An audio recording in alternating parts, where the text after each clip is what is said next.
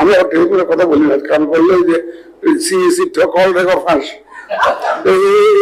ভয়ে আমি টেলিফোনের কথা বলি না। আপনাদের পরামর্শ যদি তারপরেও থাকে দয়া করে আমাদের কাছে দিবেন, লিখিত, টেলিফোনে বা দেখা করে। আমাদের ডোর ইজ অলওয়েজ ওপেন। আমি আবার টেলিফোনের কথা বলি না, কারণ বললে যে সিইসি কল রেকর্ড ফাঁস ভয়ে সিইসি কল রেকর্ড ফাঁস এই ভয়ে আমি টেলিফোনের কথা বলি না। ওই যে আমি বলতে পারি আপনি আসেন, আমার অফিসে আসেন, সামনাসামনি কথা বলবো আমি এসে। সুতরাং my door is always open, always open. কোনো রাজনৈতিক নেতার সাথেও আমি টেলিফোনে কথা বলি না। এর বদনাম হয়ে গেছে আমার, অনেক বড় বড় রাজনীতি বদনাম করে এখন টেলিফোনে ধরে না, ধরি না তো।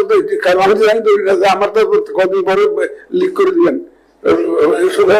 সুতরাং ভয় হাত ধরি না, এইটা অ্যাবিউজ অফ সোশ্যাল মিডিয়া।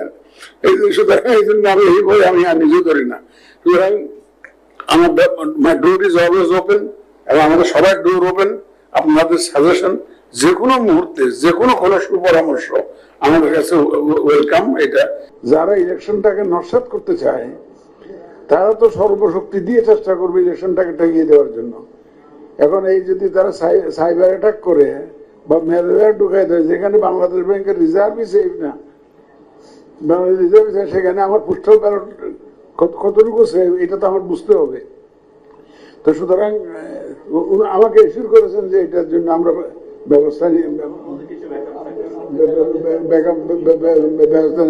নিব ইনশাল্লাহ। তাই তবে আমি ওই যে আইপিএস এর কনসালটেন্টের দায়িত্ব নিয়েছি, তুমি আমাকে তাকে সে আজকে দেওয়ার কথা, নাহলে কালকে হয়তো দিবে আমাকে, তার সাজেশন গুলো আমাদেরকে দিবে।